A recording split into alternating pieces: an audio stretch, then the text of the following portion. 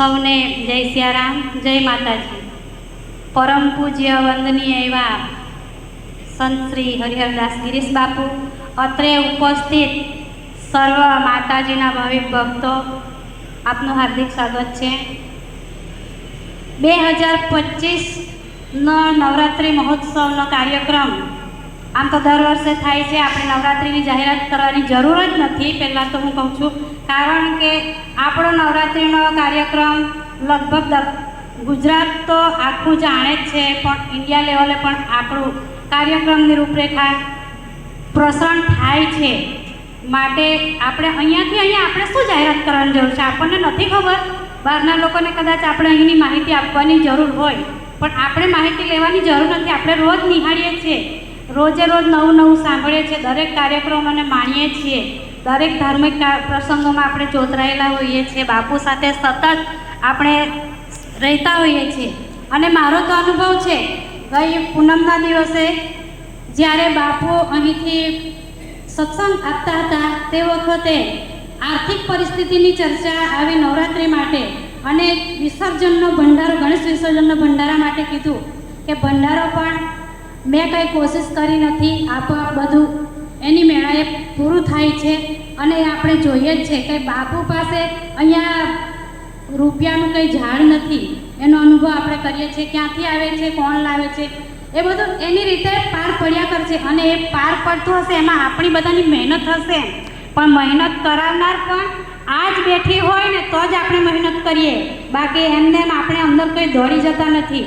એ પણ એક આપણે અનુભવ લેવાનો જરૂર। અને હું તો માનું છું કે આજે કેટલા વર્ષોથી વિષ્ણુ પૂજા અહીં ચાલે છે, તો વિષ્ણુ ભગવાનની એટલી તો કૃપા હશે કે આ ભક્ત તમારો આટલી ભક્તિ કરે છે, અને જે અહીં માતાજીની પૂજા થાય છે, રાજોપચાર પૂજા, અને એ પૂજા જો અહીં થતી હોય તો વિષ્ણુ ભગવાનને આપણી પાસે પ્રસન્ન થવું જ જોઈએ, અને લક્ષ્મી માતાને મોકલાવે જ છે।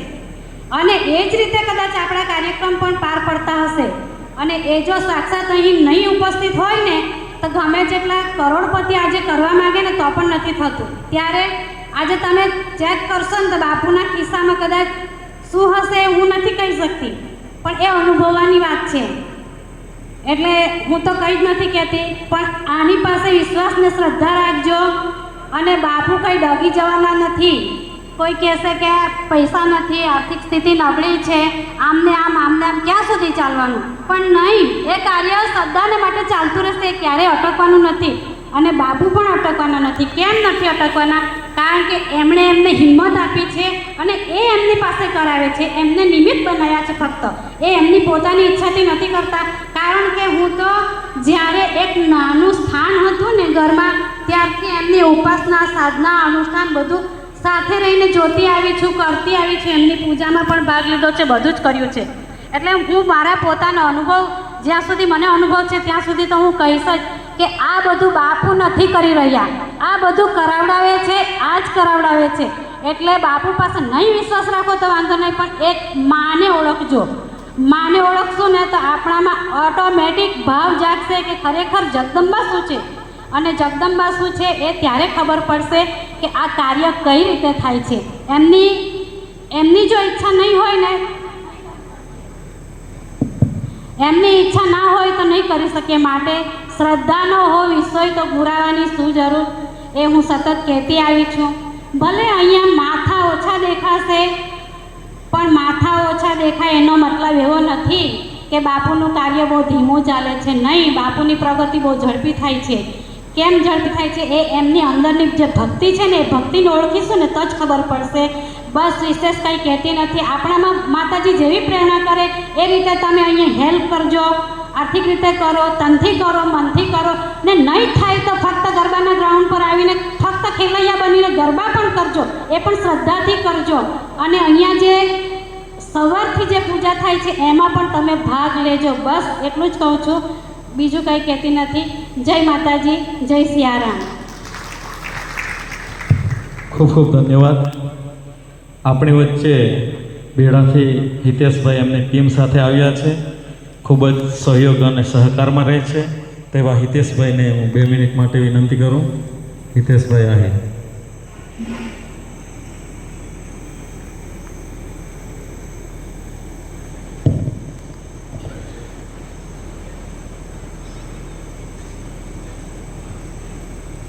જય સિયારામ.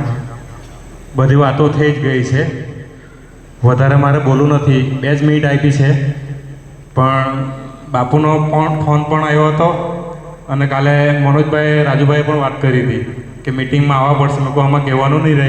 બેને કીધું તેમ આ કાર્યક્રમ બાપુનો એકલા નથી, આપણા ગામનું ઘરનું છે. આ તો આખા ગુજરાતમાં પતલી જ છે આપણા નોરતા. બાકી તમે એના જાઓ કે બારડોલી જાઓ, આપણે ટિકિટ બુકિંગ કરાવવા પડે ને પછી ગરબાના રાઉન્ડમાં આપણે જોડાવવા પડે. તો વધારે બોલતો નથી. હવે જે કંઈ સેવાનું અમારો કાર્યક્રમ એટલે બાપુને એના માણસો જણાવે છે રસોડાની સેવામાં, પછી કંઈ બીજું કંઈ બી જરૂર હોય તો અમને કહે છે બાપુ. ગયા વર્ષની જેમ બાપુએ પૂછ્યું હતું કે આ વર્ષે કેમનું કરવાનું છે, તો મેં 11,111 આપેલા ગયા વર્ષે. આ વર્ષે પણ આપણે એ આપવાના જ છે. એટલે બાપુએ કીધું કે તમારા આજીવન દાતામાં નામ લખાઈ ગયેલું છે, એટલે મારે દર વર્ષે ફિક્સ છે. એમાં કંઈ મને પૂછવાનું નહીં હોય. વધારે બોલતો નથી. જય સિયારામ બાપુ. ખૂબ ખૂબ આભાર. અને આ હિતેશભાઈ, અમારા ચાલુ નવરાત્રના ભંડારામાં શાકની ઉણપ પડે ને બાપુ, ત્યારે ગમે જેટલા મગ જોઈએ તો મગની વ્યવસ્થા એની ટાઈમે કરી આપતા છે. એકવાર તાળીઓના ગડગડાટથી વધાવીએ અને ફિતુરભાઈને 2 મિનિટ માટે. ફિતુરભાઈ આહિર, જે આ નવરાત્રિની તૈયારી ચાલી રહી છે. ગઈકાલે હું વલવાડા હતો અને દુકાનવાળા ગંગનાથ મહાદેવ ભાવનગરી છે, એમણે સામેથી કીધું કે ચેતનભાઈ આ વખતે ઉઘરાણું નથી આવ્યું નવરાત્રિનું, તો ચોક્કસ અમે આવીશું. એવા 3-4 દુકાનવાળાએ કીધું છે. એટલે સામેથી આપણી રાહ જોતા હોય છે. ઘણા કહે કે તમે ઉઘરાવા જાય, ઉઘરાવા નથી જતા, પણ સામેથી એ લોકો આપણને જાણ કરે છે. ખીદરુભાઈ.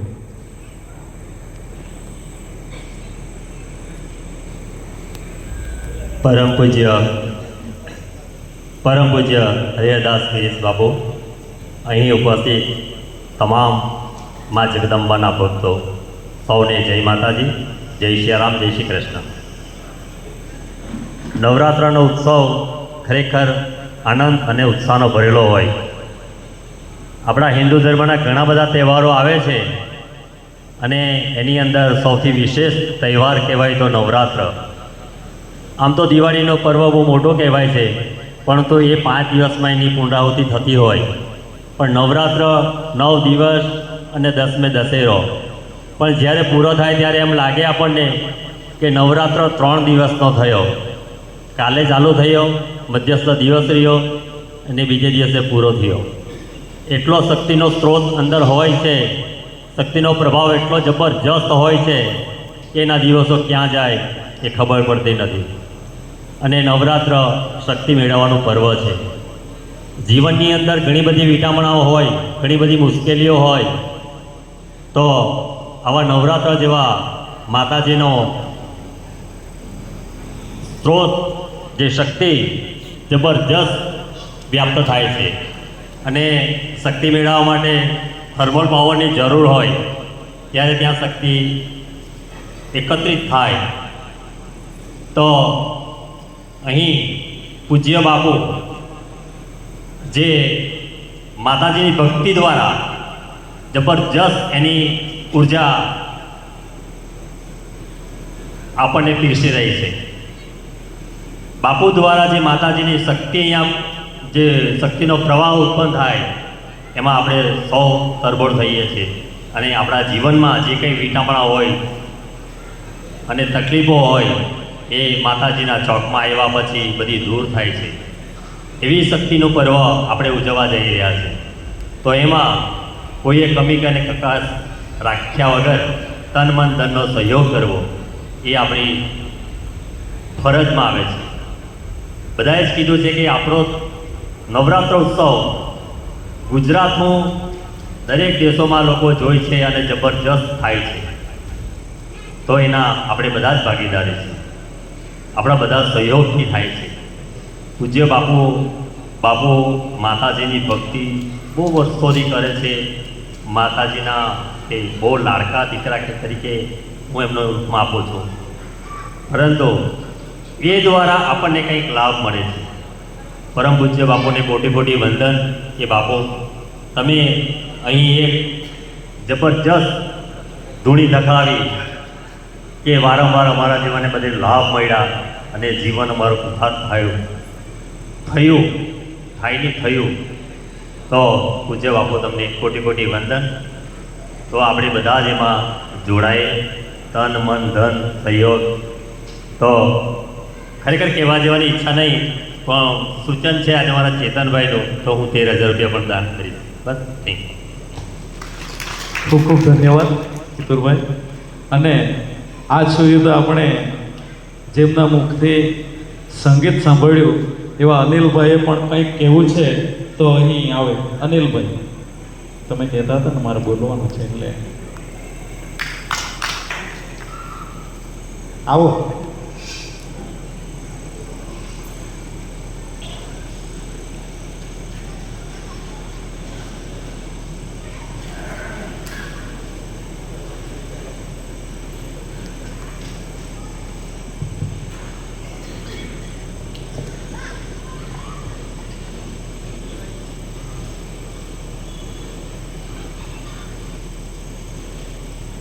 જય સિયારામ, જય માતાજી. પૂજ્ય હરિહરદાસ બાપુના ચરણોમાં વંદન. એમનો પરિવાર, બેન શ્રી કીર્તિબેન, બેન શ્રી જશોદાબેન, માં ચરણોમાં વંદન. આપ સૌ અહીંથી સૂચના થઈ હશે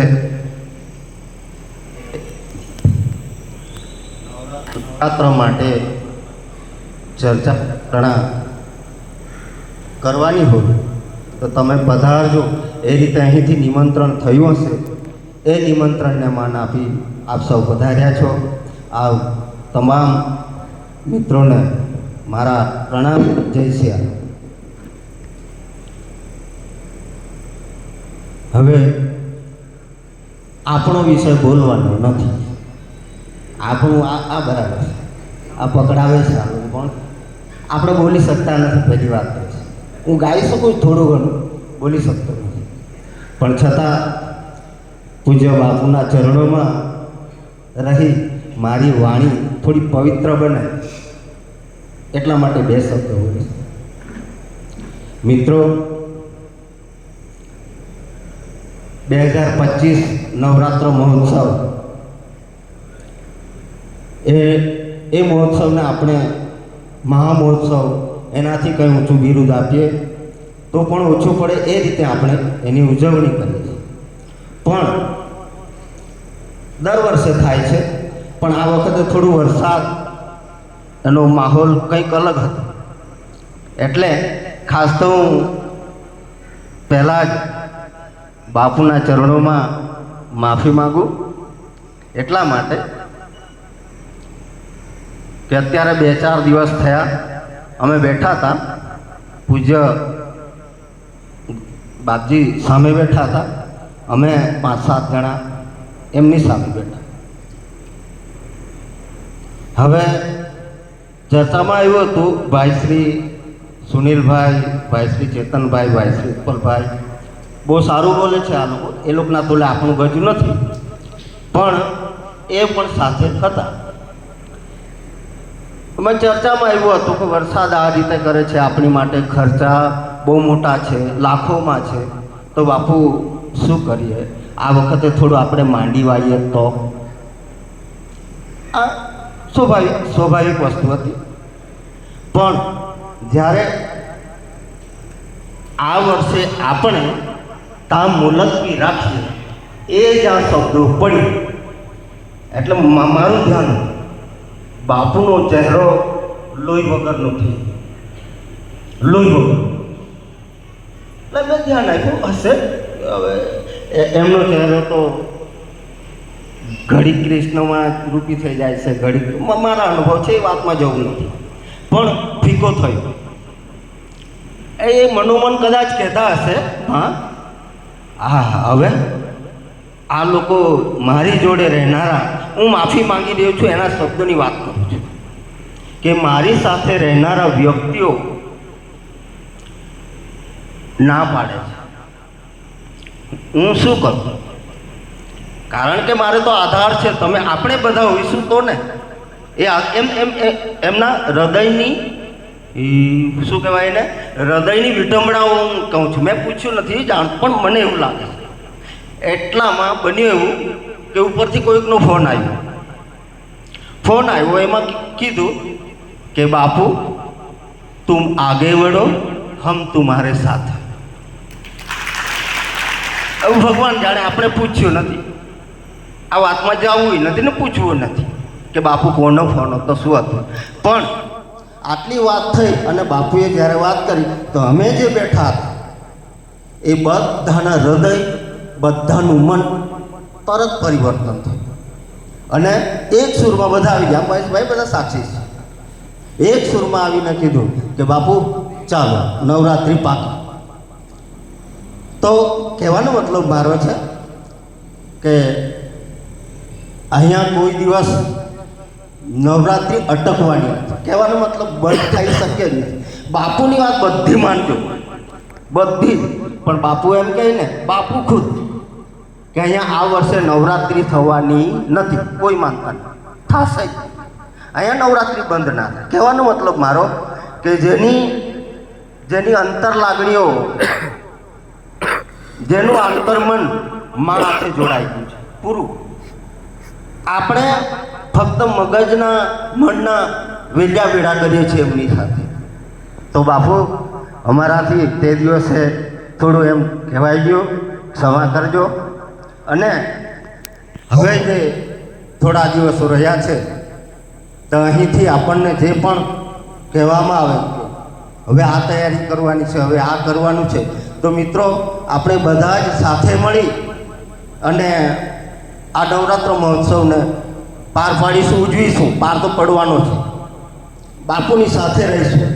એ આપણી ભક્તિને દ્રઢ કરાવશે, મા જગદંબાના ચરણોમાં પ્રીતિ કરાવશે. પણ એમની સાથે રહીશું. એક ટૂંકી વાત કરું. મોદી સાહેબ યાદ આવે છે મને. સોરી, રાજકારણનો કોઈ ઇન્ટેન્સ નથી મારો.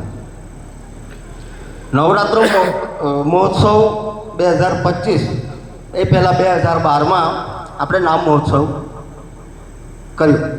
એમાં આપણા માનનીય પ્રધાનમંત્રી મોદી સાહેબ પધાર્યા.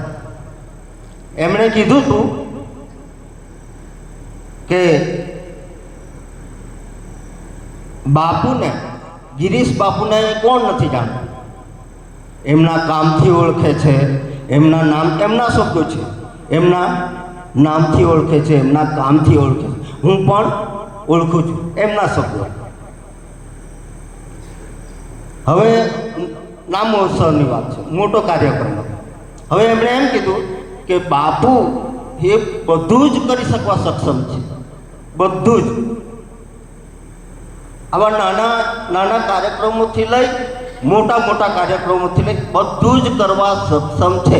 જે રીતે ભગવાન કૃષ્ણ જ્યારે મુસળધાર વરસાદ વરસ્યો તો પ્રજાજનોને બચાવવા માટે ભગવાન કૃષ્ણએ ગોવર્ધનને ટચલી આંગળી પર ધારણ કર્યું. મોદી સાહેબના શબ્દો છે. તો એ જે ગોવર્ધનને ધારણ કર્યો તો એની હાથે જે ગામ લોકો હતા બધા, આજુબાજુના ગામના પણ હશે, તો એમણે એમ વિચાર્યું કે ચાલો ને ભગવાનને વજન પડશે યાર, ભગવાનને આ ડુંગરાનું વજન લાગશે. તો આપણે ગોવાળો હતા ને બધા, તો લાકડીનો ટેકો કરતો. ભગવાન કૃષ્ણને લાકડીની ટેકાની જરૂર નહોતી, છતાં પણ એમનો ભાવ હતો. તો કહેવાનો મતલબ મોદી સાહેબ ત્યારે એવું બોલ્યા કે ગિરીશ બાપુ એ બધું જ કરી શકવા સક્ષમ છે, પણ આપણે બધા જ થઈ એક લાકડીનો ટેકો કરીશું, એમની સાથે રહીશું, જે કંઈ કામ આવે આપણા ભાગે એ આપણે કરીશું. બસ બહુ બોલાઈ ગયું નહીં, બોલતો નથી પણ બોલાઈ ગયું. એ બાપુની કૃપા છે, એમની કરુણા દ્રષ્ટિ અમારા પર વરસતી રહે. બસ એ જ સાથે વિરમું છું. જય માતાજી, જય સિયારામ. ખૂબ ખૂબ ધન્યવાદ અનિલભાઈ. લગભગ આ પહેલી વાર એવું મેં ઉદ્બોધન કર્યું છે, ખૂબ જ સારું ઉદ્બોધન કર્યું છે. એકવાર તાળીઓના ગડગડાટથી એમને વધાવીએ. ને જે અનિલભાઈએ ચર્ચા કરી એમાં હું પણ એ લાઈનમાં જ બેઠેલો હતો કે ખર્ચા ગ્રાઉન્ડના વધારે હોય, જનરેટર, ડીઝલ, કલાકારોના, મંડપના, તો આપણે બાપુ આ જ સ્થાનમાં કરી નાખીએ ને આપણા જ કલાકારને આપણા જ વગાડવા. એ મારાથી પણ બોલાઈ ગયેલો હતો. ફરી અમે પણ બાપુ પાસે માફી માંગીએ છીએ. અને હવે આપણે સુનિલભાઈને સાંભળીએ. શ્રી સુનિલભાઈ.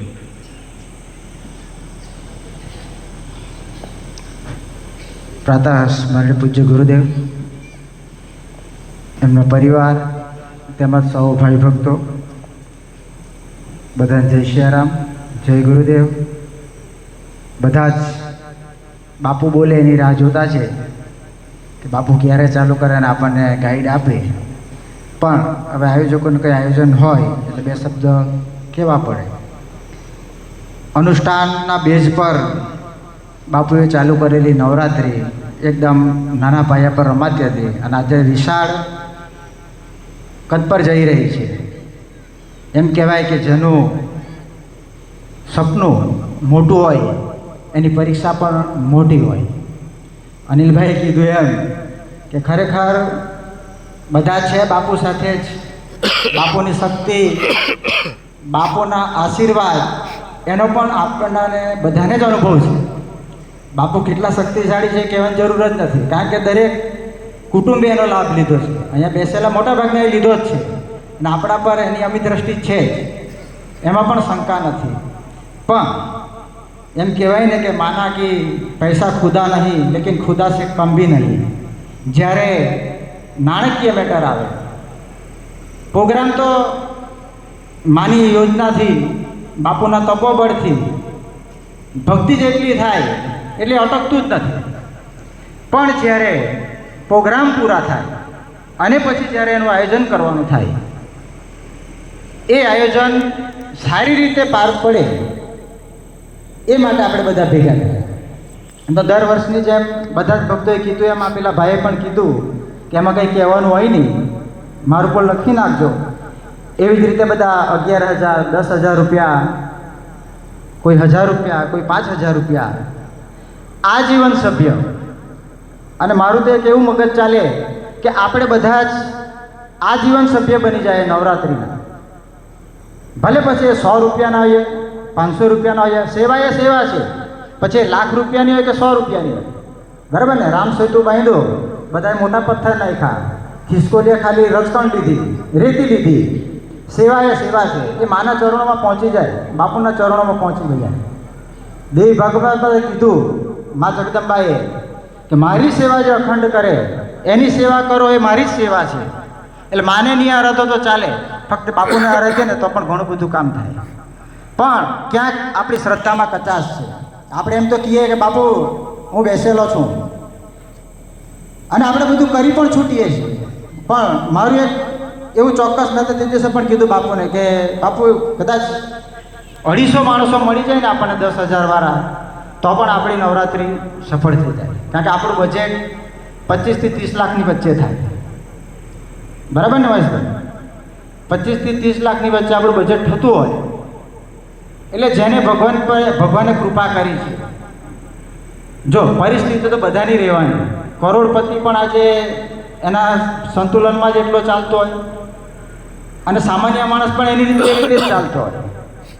પણ કંઈક આપણે એવું થોડુંક 10% નહીં તો 9, 8, 2, 1%માં તો આપણે આવીએ. માને પ્રાર્થના કરીએ કે માં મને એટલી સમજણ આપ કે તારા કાર્યમાં હું કંઈક કરી શકું. અને આ ભગવાનને એટલી પ્રાર્થના કરીશું ને તો જ ભગવાન આપણને થોડીક લાયકાત જેવી આપે.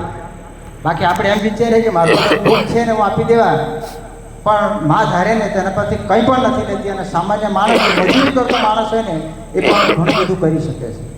દર વર્ષની જેમ આપણે ડ્રોનું પણ આયોજન કરીએ, પણ એટલી બુક જ નથી જતી. 250 થી 300 બુક જાય. આ મારું કામ નથી, શરમ લાગે, હું કોના પર માગું. પણ આ કાર્યક્રમ પૂરો થાય, એને સફળ થાય એટલા માટે આપણે એટલું તો સંકલ્પ કરી શકીએ કે ચાલો 1 બુક તો હું પૂરી કરું, 2 બુક પૂરી કરું, આપણી જેટલી કેપેસિટી છે એટલી. કારણ કે દરેક વ્યક્તિને ખબર છે કે હું કેવો ભક્ત છું, બાપુ સાથે જોડાયો છું, પણ ખરેખર હું બાપુને કેટલો સમર્પિત છું એ દરેક વ્યક્તિને ખબર છે. અને માની કૃપાથી આ કાર્યક્રમ તો સફળ થઈ જ જાય છે. અને છેલ્લે તો હુઈ વહી જો રામ રચી રાખા, ભગવાને જે નક્કી કરેલું છે એ પ્રમાણે જ થતું હોય. અનિલભાઈ કીધું ને એમ, પહેલાં તો બધાએ જ ના કરી, પણ જેવો ફોન આવ્યો બધાના માઇન્ડ ડાયવર્ટ થયા. એનું કારણ શું? માએ કીધું કે ના, આ મારું કામ, હું કરાવું છું અને એમાં તમારે ભેગા રહેવાનું છે. તો આપણે એમાં બધા જ ભેગા થઈએ. પછી એ સફાઈની સેવા હોય, રસોડાની સેવા હોય, પાર્કિંગની સેવા હોય, આપણાથી થાય એટલું આપણે એમાં જોડાય અને માના આશીર્વાદ મેળવીએ. છેલ્લે તો એક આખું જગત એક સપનું જેવું છે. એકવાર ઊંઘી ગયા ને એટલે પૂરું એવું કામ છે, પણ કંઈક એવું કરીએ કે જેથી જીવવાનો પણ આપણને આનંદ આવે અને આપણે એ રીતે આગળ વધવું જ જોઈએ. અત્યારે મંત્ર લેખનની વાત કરું, બાપુએ મૂકી દીધું ખુલ્લું કે ભાઈ મંત્ર લખો. તે સમયે બાપુએ કીધું કે આટલા મંત્ર લખે આ લાભ તે લાભ, છતાં પણ આપણે નથી લઈ શકતા. આપણે નથી. આજે જ એક લસણપુરના બેનનો ફોન હતો કે સુનિલભાઈ મારી 11 બુક લખાઈ ગઈ છે તો કંઈક લેતા જજો. અત્યારે હું લઈને મૂકી. કહેવાનો મતલબ એમ કે ભક્તિ અહીંયા થાય છે, એના વાઇબ્રેશન બધી જગ્યા પર જાય છે, પણ જેના પર માની કૃપા છે એ એનો લાભ લે છે. એટલે આપણે નજીક જ છે એટલે આપણે ભાગ્યશાળી તો છે જ, પણ એટલું માનીને પણ બેસી રહેવાની જરૂર નથી. આપણે પણ એનો પૂરેપૂરો લાભ લઈએ અને આગળ વધીએ. કારણ કે બાપુના આશીર્વાદ, એના અસીમ કૃપા આપણા પર છે જ બધા પર, એમાં કોઈ શંકા કરવાની જરૂર નથી. પણ આજે ઇનામી ડ્રોની વાત કરીએ ને એમાં પણ 250 થી 300ની વચ્ચે જાય એ બી એક દુઃખની જ બાબત કહેવાય એમ જોઈએ તો. કારણ કે એવું તો નથી કે આપણા પર 250 ભક્તો નથી. આટલા વર્ષથી છે આપણા 250-500 ભક્તો તો છે જ ને એમ. હવે જે માણસ 10,000 નહીં કરી શકતો હોય, નહીં આપી શકતો હોય, 5,000 નહીં આપી શકતો હોય, તો એ એક બુક લઈ જશે અને 25 માણસનું તો કરી શકશે ને, બરાબર ને? 25 માણસનું કરે તો એને 2500નું દાન તો થાય. એટલે વિચારધારા, શૈલેષભાઈ મસ્ત વાત કરી કે પોઝિટિવ વિચાર, નેગેટિવ, નકારાત્મક વિચાર છોડી દો બધા. કારણ કે આપણે જેટલા બેસેલા છે બધા જો પોઝિટિવ વિચારીશું, એટલે કે હકારાત્મક બોલવાનું વિચારીશું કે નહીં આ વ્યક્તિનો કાર્યક્રમ સફળ થશે થશે ને થશે, આ વિચાર જો બધામાં આવી ગયા તો એને ચોક્કસ વાઇબ્રેશન બને અને માના ચરણો સુધી પહોંચે અને એણે કરવું પડે. બાપુ તો કરે જ છે, પણ આપણે બધા જ એમાં ભેગા થઈને તો તમે મેં જાણ્યું ત્યાં સુધી બાપુ કે મોટા મોટા જે સંપ્રદાયો છે ને એ મોટે ભાગે જ્યારે કંઈક મોટા પ્રોગ્રામ લે ને એટલે પહેલાં અનુષ્ઠાન કરે. અનુષ્ઠાન કરે પછી મંત્રોનું અનુષ્ઠાન હોય કે કોઈ પણ અનુષ્ઠાન હોય, એના 7 દિવસ 8 દિવસ એકલા મંત્રોનો જાપ ચાલુ કરે એટલે એક તાકાત મેળવે. તો આપણે પણ બાપુ સવારથી પૂજા ચાલુ હોય તો એમાં પણ આપણે લાભ લઈએ, યજ્ઞમાં લાભ લઈએ, આઠમમાં લાભ લઈએ, જે નવકુંડી ચંડી થાય ને યજ્ઞ એનો પણ લાભ લઈએ અને આપણે પણ જિંદગીનું ભાથું બાંધીએ. આપણા આશીર્વાદ છે જ, પણ એ આશીર્વાદમાં વધારો થાય એવું આપણે કરીએ. જય સિયારામ, જય ગુરુદેવ. ખૂબ સરસ વાત કરી સુનિલભાઈએ, એમને તાળીઓથી આપણે બિરદાવીએ. મિત્રો, જ્યારે પણ કંઈક આવું કાર્ય ઉપાડવાનું હોય, કોઈ સભા હોય, કોઈ કાર્યક્રમ હોય, તેમાં એક જવાબદાર વ્યક્તિ નીમવામાં આવતો હોય છે. તો તેવી જ રીતે આ નવરાત્ર મહોત્સવનું કામ ખૂબ જ મોટું છે. તો અમારી જે 8-9 વ્યક્તિની પૂજ્ય બાપુ સાથે ચર્ચા સભા હતી ત્યારે અમે આ કાર્યક્રમને જવાબદાર વ્યક્તિ ભાઈ શ્રી ઉત્પલભાઈને કાર્યક્રમના જવાબદાર વ્યક્તિ પ્રમુખ બનાવ્યા છે. અને પ્રમુખ એટલે મોટા, ઘરમાં પણ એક જવાબદાર વ્યક્તિ હોય, ઘરમાં કંઈ પણ ઘટે તો એ માણસે લાવવાની એવી બધી જવાબદારી આવી પડતી હોય છે. તો આ કાર્યક્રમમાં જવાબદાર વ્યક્તિ તરીકે અમે ઉત્પલભાઈને નિમ્યા છે. એકવાર જોરદાર તાળીઓના ગડગડાટથી આપણે વધાવીએ અને એમને આપણે સાંભળીએ.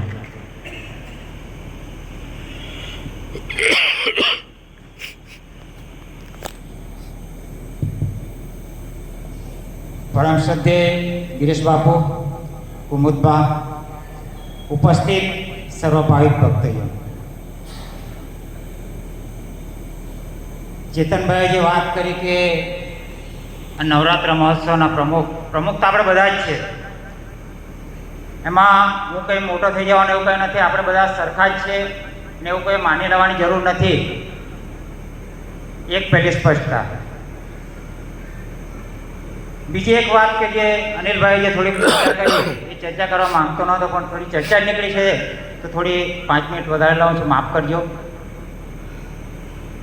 ગયા રવિવાર સુધીની જે વાત કરી તો ગયા રવિવાર સુધી બાપજીને જ્યારે પણ મળ્યા ત્યારે વરસાદ ચાલુ હતો અને બાપજી જોડે પણ જ્યારે ચર્ચા થઈ, નવરાત્રિની ચર્ચા થઈ, બાપજી ગણપતિમાં પણ હતા અને ત્યાં બધા ફર્યા ત્યારે પણ એક વાત બધી ચાલતી હતી કે નવરાત્ર શું તો કદાચ આ વખત મુલતવી રાખવું પડે. એટલે એ બધો ભાવ હતો જ અને બાપજી પોતે પણ કહેતા હતા કે ચાલો કદાચ આ વખતે સંજોગો ઉપસ્થિત થાય, પણ છતાં ત્યાર પછી કુદરતને કંઈક એવું મંજૂર નથી અને 4-5 દિવસ વરસાદ ન આવ્યો અને બાપજીનો ફોન આવ્યો કે બાપજી એમ કે આવો આપણે થોડા ભેગા થઈએ અને ચર્ચા વિચારણા કરીએ. એટલે ગુરુવારે અમે ભેગા થયેલા. આ જે વાત થઈ છે એ ગુરુવારની વાત છે. તો ગુરુવારે વાત થઈ તો વાત તો એની જ છે કે એક તો અંબેલાલ આગાહી પર આગાહી કરે કે ભાઈ આમ થશે ને તેમ થશે ને વાતો થાય ને ઘણા બધાને કહેવાની વાતો હતી કે વરસાદ આવશે જ, આવવાનો જ છે. પણ આ બધી વાતોનો જે સારની એક જો વાત કરું, અનિલભાઈ જે કહે છે કે બાપજીને એમ ચહેરો ફિકાસ થઈ ગયો કે બધી વસ્તુ એ હશે થોડું ઘણું કદાચ અસર થઈ કે અમે પણ બોલ્યા અને અમે પણ કીધું કદાચ હવે મઢુલી પર તો પ્રોગ્રામ મુલતવી રાખીએ. પણ આ બધા સારનો જે 2 વાક્યમાં જો એક વાત કરું તો એ કયું પિક્ચર છે શું છે એનો તો મને કોઈ ચોક્કસ ખ્યાલ નથી, પણ શાહરૂખ ખાન એક ડાયલોગ બોલે છે कदाच बधाए सांभळ्यो पण हशे, कभी किसी चीज को कभी शिद्दत से चाहो, कभी किसी चीज को अभी शिद्दत से चाहो तो पूरी कायनात उसे पूरा करने के लिए आ जाती है, खड़ी हो जाती है. बापजीनो आ भाव હતો અને આપણે બધા જ જાણીએ છીએ અને એમના મગજમાં તો કદાચ હોય પણ હૃદયમાં હોય પણ ખરું કે કાંઈ કરવાનું જ છે. તો કહેવાનો મતલબ શું કે જ્યારે આ વ્યક્તિ તો બધું નક્કી કરીને જ બેઠેલો છે એટલે કુદરતે પણ એને આગળ આવીને ઉભડા પડવું પડે એમ કહેતો ખોટો નથી. સાદી ભાષામાં કહીએ તો એ માતાજીની ગમે તે લાગણી હોય પણ આ વ્યક્તિ જ્યારે બધું નક્કી કરીને જ બેઠેલો હોય. અમે પણ ઘણી બધી વાતો કરીને અમે તો ખવડાવવા માટેને પણ ના પાડીને બીજી પણ ના પાડી, આ ખુલ્લી વાત કરું છું.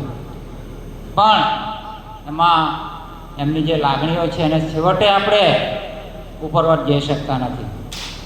ને હવે પછી કોઈ ચોક્કસ વાત કરું કે એ ખવડાવવાની વાત હોય કે પીવડાવવાની વાત હોય, જે બીજી જે કંઈ વાત હોય એ બસ આપણે એક નિમિત્ત બની જઈએ, એમાંથી આપણે થાય એટલો સહયોગ કરીએ. એનાથી વિશેષ આપણે બીજું કંઈ નહીં. ઘણી વખત બધી થાય ચર્ચા, ઘણી વખત 2-5 મિત્રો ભેગા થયા પણ ચર્ચા થાય છે કે આ બધા ખોટા ખર્ચાની બીજા પણ એ ચર્ચાની બધી વાત જ હવે કરવા જેવી નથી. જે માતાજી જાણે ને વાત જાણે એ સમય આવશે જ કે એક દિવસ અહીંયા કશું કંઈ કરવાનું રહેશે નહીં, આપણે ઊભા રહીને જોવાનું જ છે. પણ અત્યારે જે કંઈક સંજોગો આવ્યા છે એ સંજોગોની અંદર આપણે તન મન ધનથી જે કંઈક લાભ લઈએ તો લઈ શકાય. એક બીજી વાત કહું, એક સાયન્ટિફિક ભાષાની પણ વાત કરું તો ક્રિયા અને પ્રતિક્રિયા બળ સરખો અને વિરુદ્ધ દિશામાં હોય છે.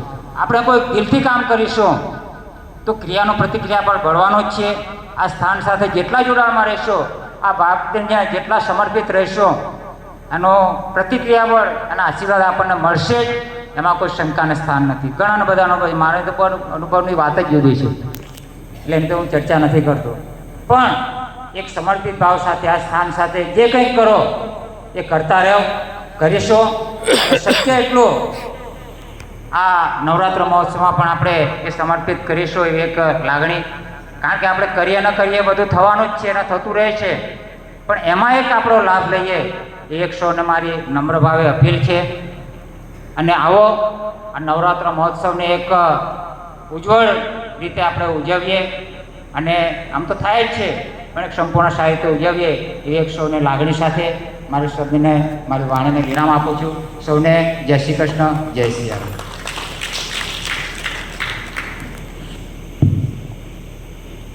ખૂબ ખૂબ ધન્યવાદ ઉત્પલભાઈને. અને આપ સૌ બેઠેલા છે એમાંથી કોઈએ પણ બોલવું હોય તો આવી શકો છો. જે ઉત્પલભાઈએ વાત કરી તેમ એમનો જ સૂર હતો કે નવરાત્રિમાં આ ખવડાવવાનું બંધ કરવું જોઈએ, પણ સંતોની પરિભાષા એવી જ હોય છે કે ભૂખ્યો કોઈ ન જાય. ને ત્યારે પછી એ અમારે ગુરુવારની ચર્ચા સભામાં મારથી બોલાઈ ગયું કે બાપુ દર વર્ષની જેમ ભંડારાની જવાબદારી હું ઉપાડી લઉં છું અને તમારા આશીર્વાદ અને આ બધા ભક્તોના આશીર્વાદ અને એમાં એમના આશીર્વાદથી એ ભંડારો સફળ થતો જ હોય છે. તો હવે આપણે જેમની રાહ જોતા હોય છે એવા પરમ પૂજ્ય સંત શ્રી હરિહરદાસ ગિરીશ બાપુને આપણે સાંભળીએ, એમના આશીર્વાદ લઈએ. જય સિયારામ.